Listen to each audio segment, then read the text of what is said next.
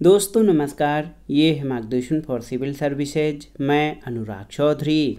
दोस्तों यूपीपीसीएस प्रारंभिक और मुख्य परीक्षा में पूछे गए महत्वपूर्ण प्रश्नों के रिवीजन के अंतर्गत इस वीडियो में हम सॉल्व करेंगे यूपीपीसीएस प्रारंभिक परीक्षा 2015 और री एग्ज़ाम 2015 यानी पुनर्परीक्षा 2015 के भारतीय इतिहास खंड से संबंधित सभी महत्वपूर्ण प्रश्नों को। ये प्रश्न आपके आगामी परीक्षाओं के लिए बहुत ही उपयोगी हैं। तो आइए शुरू करते हैं आज का वीडियो। सबसे पहले हम यूपीपीसीएस री एग्ज़ाम यानी पुनर्परीक्षा 2015 के भारतीय इतिहास खंड को कवर करेंगे। पहला प्रश्न है, आप देख सकते हैं सूची 1 का सूची 2 से मिलान करना है और दिए गए कोड से सही उत्तर का चयन करना है। यहाँ पर आप देख सकते हैं सम्राट और उनकी उपाधि यानी विरुद्ध दी गई है। तो सम्राट अशोक, इसकी उपाधि प्रियदर्शन थी। समुद्रगुप्त को दोस्तों ये पर क्रमांक भी कहा जाता है और चंद्रगुप्त द्वितीय का विक्रमादित्य रहा है उपाधि। स्कंदगुप्त को क्रमादित्य कहा जाता है। तो 2 1 4 3 यहाँ पर आप देख सकते हैं 2 1 4 3 ऑप्शन सी इस प्रश्न का सही मिलान हो जाएगा। अगला प्रश्न है, निम्नलिखित में से कौन सिकंदर के साथ भारत में नहीं आया था? ऑप्शन है नियार्कस, आनेसिक्रिटस, डाइमेकस या अरिस्टोब्यूलस। तो सही उत्तर डाइमेकस, ये सिकंदर के साथ भारत नहीं आया था। डाइमेकस सिकंदर के साथ भारत नहीं आया। स्ट्रैबो के अनुसार सीरिया के राजा एंटियोकस प्रथम ने डाइमेकस नामक अपना एक राजदूत बिंदुसार की राजसभा में भेजा था। अगला प्रश्न है, निम्नलिखित में से कौन सा जोड़ा सही नहीं है? यहाँ पर अन्य जोड़े सही हैं, कौन सा सही नहीं है? लाइफ ऑफ वेनसांग हुई ली सही है। द नेचुरल हिस्ट्री टॉलेमी ये आपका सही नहीं है। हिस्टोरियल फिलिपिकल ये पॉम्पेई स्ट्रोगस और द हिस्टरीज हेरोडोटस। तो यहाँ पर ऑप्शन बी आपका सुमेलित नहीं है, क्योंकि natural history Pliny the Elder नामक रोमन लेखक की रचना है, तो ये टॉलेमी की रचना नहीं है। तो ऑप्शन बी आपका सही सुमेलित नहीं है। अगला प्रश्न है, सर्ग प्रतिसर्ग वंश मनवंतर और वंशानुचरित संकेतक हैं किसके? वेदों के, पुराणों के, उपनिषदों के या सूत्रों के? तो सही उत्तर पुराणों के। पुराणों में 5 प्रकार के विषयों का वर्णन सर्ग प्रतिसर्ग वंश मनवंतर और वंशानुचरित हैं। सर्ग बीज या आदि सृष्टि का पुराण है। प्रतिसर्ग प्रलय के बाद की पुनर्सृष्टि को कहते हैं। वंश में देवताओं या ऋषियों के वंशों का वर्णन है। मनवंतर में कल्प के महायुगों का वर्णन है और वंशानुचरित पुराणों के वे अंग हैं जिनमें राजवंशों की तालिकाएं दी हुई हैं और विभिन्न राजनीतिक अवस्थाओं तथा घटनाओं के वर्णन हैं। अगला प्रश्न है कि राज्य के सप्तांग सिद्धांत के अनुसार राज्य का 7वां अंग कौन सा है? तो राज्य के सप्तांग सिद्धांत में जो 7 अंग हैं, स्वामी, अमात्य, जनपद, दुर्ग, दंड, कोश और मित्र। तो यहाँ पर ऑप्शन सी मित्र जो है ये राज्य का 7वां अंग है। अगला प्रश्न है, ऋग्वैदिक काल के प्रारंभ में किसे महत्वपूर्ण मूल्यवान संपत्ति समझा जाता था? भूमि, गाय, स्त्री या जल को? तो सही उत्तर है गाय को। गाय को ऋग्वैदिक काल में महत्वपूर्ण संपत्ति समझा जाता था। इनको अघन्या कहा जाता था। और आप जान लीजिए कि ऋग्वेद के कुछ सूक्तों में गाय को देवता के रूप में निरूपित किया गया है। मध्यकालीन इतिहास से संबंधित महत्वपूर्ण प्रश्नों को देखते हैं। किस किले का निर्माण अकबर के राज्यकाल में नहीं कराया गया था? दिल्ली का लाल किला, आगरा का किला, इलाहाबाद का किला या लाहौर का किला? तो सही उत्तर दिल्ली के लाल किले का निर्माण अकबर के राज्यकाल में नहीं बल्कि शाहजहां के शासनकाल में कराया गया। ये मुख्यतः लाल बलुआ पत्थर से निर्मित होने के कारण लाल किले के नाम से प्रसिद्ध है। इसका निर्माण 1648 में पूर्ण हुआ, जबकि आगरा का किला, इलाहाबाद का किला और लाहौर का किला अकबर के शासनकाल में निर्मित हुए थे। अगला है, निम्नलिखित में से किसने हिरण्यगर्भ धार्मिक कार्य कराया था? तो सही उत्तर आपका हो जाएगा दंतिदुर्ग ने। दंतिदुर्ग मान्यखेत के राष्ट्रकूट वंश का संस्थापक था। उसकी राजधानी वर्तमान कर्नाटक के कलबुर्गी जिले में थी और साहित्यिक साक्ष्यों के अनुसार उसने हिरण्यगर्भ नामक धार्मिक यज्ञ कराया था। अगला प्रश्न है, निम्नलिखित में से कौन सही सुमेलित नहीं है। यहाँ पर आप देखिए, पानीपत का प्रथम युद्ध 1526 में, खानवा का युद्ध 1527 में, घाघरा का युद्ध 1529 में और चंदेरी का युद्ध 1530। ये सही नहीं है क्योंकि चंदेरी का युद्ध 1528 में बाबर और मेदिनी राय के बीच हुआ था। तो ऑप्शन डी जो है ये आपका सही सुमेलित नहीं है। अगला प्रश्न है, मुगल सम्राट जहांगीर ने किसे इंग्लिश खान की उपाधि दी थी। तो उत्तर है विलियम हॉकिंस को। विलियम हॉकिंस जहांगीर के दरबार में ब्रिटिश सम्राट जेम्स प्रथम द्वारा भेजा गया राजदूत और ईस्ट इंडिया कंपनी के प्रतिनिधि के रूप में मुगल दरबार में उपस्थित होने वाला पहला अंग्रेज था। जहांगीर ने हॉकिंस को इंग्लिश खां की उपाधि देकर आर्मीनिया की एक स्त्री से उसका विवाह करा दिया। अगला प्रश्न है, दक्षिण भारत के पोलीगार कौन थे, आपको बताना है। साधारण जमींदार, महाजन, क्षेत्रीय प्रशासकीय और सैन्य नियंत्रक या नौधनाढ़ व्यापारी। तो याद रखिएगा, दक्षिण भारत के पोलीगार क्षेत्रीय प्रशासकीय और सैन्य नियंत्रक होते थे। पोलीगार एक सामंतवादी उपाधि थी जो दक्षिण भारत के नायक शासकों द्वारा 16वीं से 18वीं शताब्दी के दौरान नियुक्त किए गए क्षेत्रीय प्रशासकीय और सैन्य नियंत्रकों के एक वर्ग को दी गई थी। अगला प्रश्न है, सोमेंद्र नाथ टैगोर द्वारा स्थापित दल का नाम क्या था। तो उत्तर है क्रांतिकारी साम्यवादी दल। Revolutionary communist party of India की स्थापना 1934 में सोमेंद्र नाथ टैगोर द्वारा की गई। ये पार्टी भारतीय साम्यवादी दल से टूटकर बनी थी। अगला प्रश्न है, किस अधिवेशन के लिए कांग्रेस ने पहली बार एक महिला को अध्यक्ष चुना था।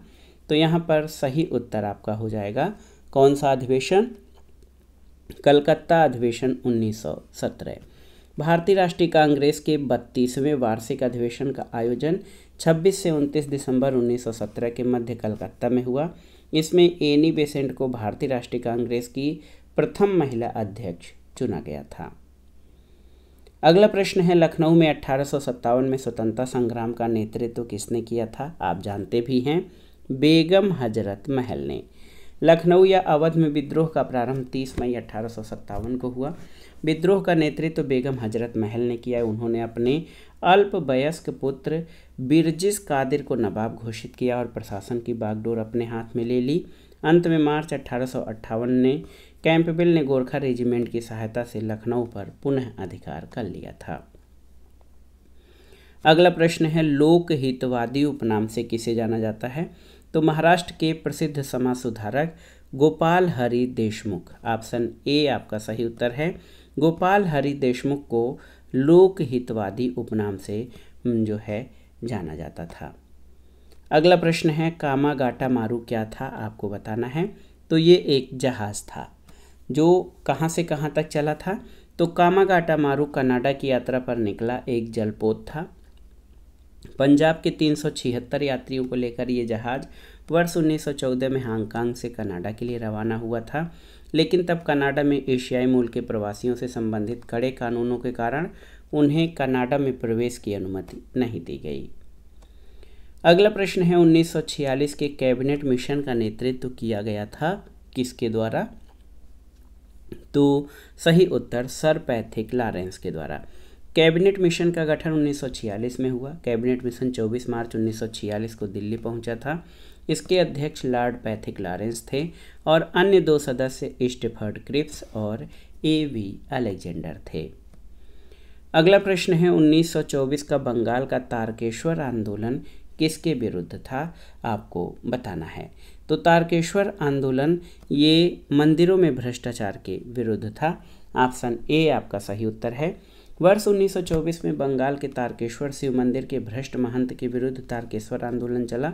महंत पर एक सरकारी कर्मचारी की पत्नी के साथ अवैध संबंध तथा मंदिर के धन के दुरुपयोग जैसे आरोप लगे थे। अगला प्रश्न है, वर्ष 1929 में जारी किए गए दीपावली घोषणा पत्र का संबंध किससे था, आपको बताना है। तो दीपावली घोषणा पत्र डोमिनियन स्टेटस प्रदान करने से। वर्ष 1929 में तत्कालीन वायसराय लॉर्ड इरविन द्वारा जारी किए गए दीपावली घोषणा पत्र का संबंध भारत को डोमिनियन स्टेटस प्रदान करने से था। अगला प्रश्न है, गांधी जी को वन मैन बाउंड्री फोर्स कहकर किसने संबोधित किया था? तो Lord Mountbatten, option C. Lord Mountbatten ने गांधी जी को वन मैन बाउंड्री फोर्स की उपाधि दी थी और जो कहा कि जो काम 50,000 हथियारबंद सिपाही नहीं कर सकते थे वह काम गांधी जी ने अकेले कर दिखाया। अब आइए यूपीपीसीएस प्रारंभिक परीक्षा 2015 जो पहले आयोजित की गई थी उसमें पूछे गए भारतीय इतिहास के प्रश्नों को कवर करते हैं। पहला प्रश्न है कि निम्नलिखित अभिलेखों में से किसमें अशोक का नामोल्लेख हुआ है? यहाँ पर आप देखिए, गुर्जरा, अहरवरा, ब्रह्मगिरी या सारनाथ में। तो सही उत्तर गुर्जरा में। अशोक का इतिहास हमें मुख्यतः उसके अभिलेखों में प्राप्त होता है। अभी तक उसके 40 से अधिक अभिलेख प्राप्त हुए हैं। मास्की, गुर्जरा, नेतूर और उडेगोलम के लेखों में अशोक का व्यक्तिगत नाम मिलता है। अशोक का नामोल्लेख करने वाला गुर्जरा लघु शिलालेख मध्य प्रदेश के दतिया जिले में स्थित है। अगला प्रश्न है, किसने भारत में स्वर्ण सिक्कों का प्रचलन नियमित उपयोग के लिए किया था? तो सही उत्तर बिम कटफिसेस ने। कुषाण वंशीय शासक बिम कटफिसेस जो कि कनिष्क प्रथम का पिता था, उसने भारत में स्वर्ण सिक्कों का प्रचलन नियमित उपयोग के लिए किया था, जबकि कुजुल कटफिसेस ने तांबे के सिक्के प्रचलित कराए थे। अगला प्रश्न है, परम भागवत उपाधि धारण करने वाला प्रथम गुप्त शासक कौन था? तो सही उत्तर आपका हो जाएगा समुद्रगुप्त। दोस्तों, नालंदा और गया के ताम्रपत्रों के अनुसार समुद्रगुप्त वो प्रथम गुप्त शासक था जिसने परम भागवत की उपाधि धारण की थी। कुछ पुस्तकों में परम भागवत उपाधि धारण करने वाला पहला शासक चंद्रगुप्त द्वितीय बताया गया है। लोक सेवा आयोग ने इस प्रश्न का उत्तर चंद्रगुप्त द्वितीय माना था, लेकिन यूजीसी विश्वविद्यालय अनुदान आयोग ने इसका उत्तर समुद्रगुप्त माना है। अगला प्रश्न मध्यकालीन इतिहास से है कि सुप्रसिद्ध मध्यकालीन संत शंकर देव संबंधित थे कहाँ से? तो शंकर देव का संबंध आप जान लीजिए दोस्तों, ये वैष्णव संप्रदाय से संबंधित थे। ऑप्शन बी आपका सही उत्तर है। अगला प्रश्न है, चंगेज खां का मूल नाम क्या था? तो उत्तर है तेमुचिन। चंगेज खां एक मंगोल शासक था जिसने मंगोल साम्राज्य के विस्तार में महत्वपूर्ण भूमिका निभाई। चंगेज खां का वास्तविक नाम तेमुचिन था, तेमुजिन या तेमुचिन। अगला प्रश्न है कि कौन त्रिकोणात्मक संघर्ष का हिस्सा नहीं था? प्रतिहार, पाल, राष्ट्रकूट और चोल में। तो सही उत्तर चोल। आप जान लीजिए चोल त्रिकोणात्मक संघर्ष का हिस्सा नहीं था। हर्ष की मृत्यु के बाद कन्नौज विभिन्न शक्तियों के आकर्षण का केंद्र बन गया। इसे वही स्थान प्राप्त हुआ जो गुप्त युग तक मगध का था। इसे महोदया और महोदय श्री आदि नामों से भी जाना जाता है।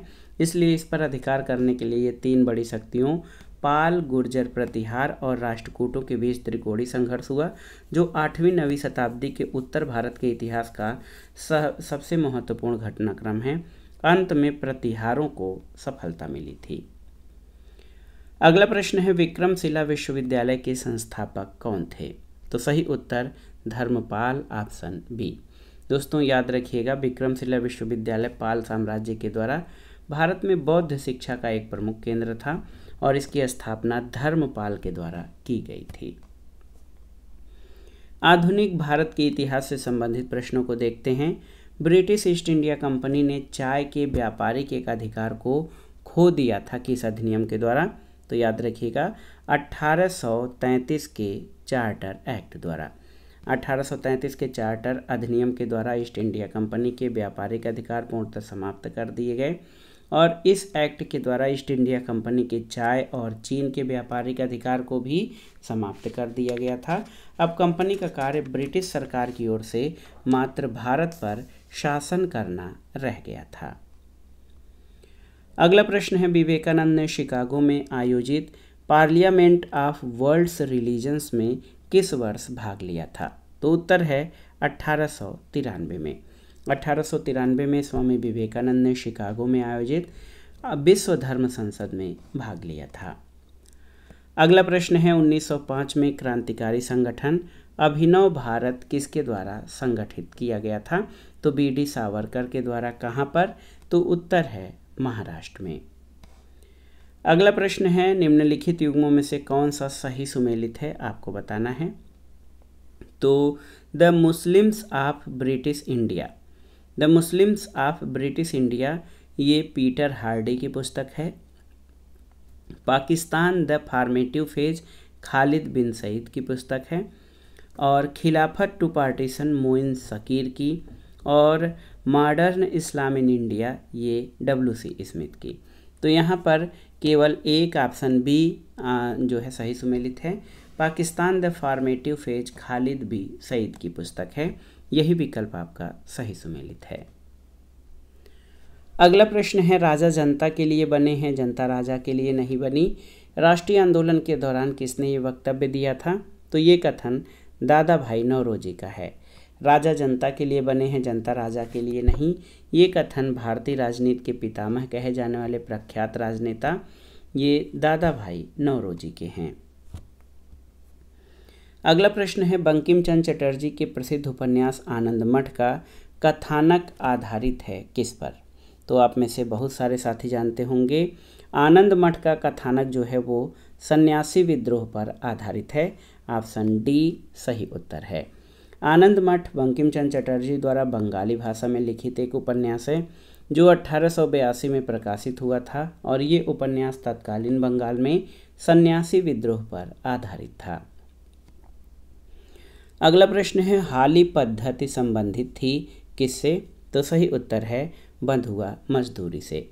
हाली पद्धति बंधुआ मजदूर और बंधुआ मजदूरी से संबंधित है।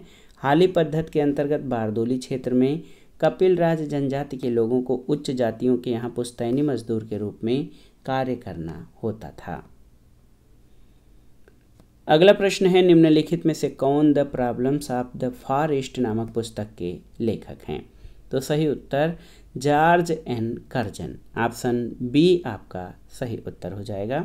Problems of the Far East Japan Korea China नामक पुस्तक के लेखक जॉर्ज एन कर्जन हैं।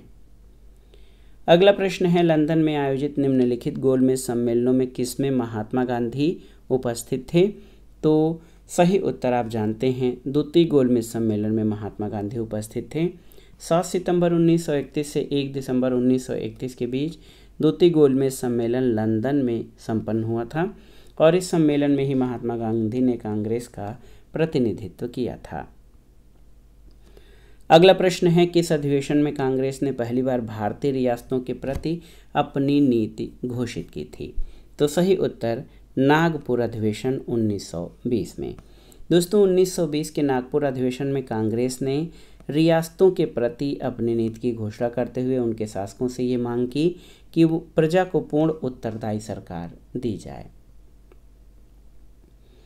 अगला प्रश्न है दोस्तों, अखिल भारतीय किसान सभा के संस्थापक अध्यक्ष कौन थे? आपको बताना है। तो उत्तर है स्वामी सहजानंद सरस्वती। अखिल भारतीय किसान सभा की स्थापना अप्रैल 1936 में की गई। स्वामी सहजानंद सरस्वती अखिल भारतीय किसान सभा के संस्थापक अध्यक्ष थे। अगला प्रश्न है, किसे भारत में स्थानीय स्वायत्त शासन का जनक माना जाता है?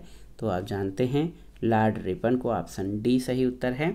लॉर्ड रिपन के कार्यकाल में प्रस्तुत स्थानीय स्वशासन प्रस्ताव 1882 से भारत में आधुनिक स्थानीय स्वशासन का प्रारंभ माना जाता है।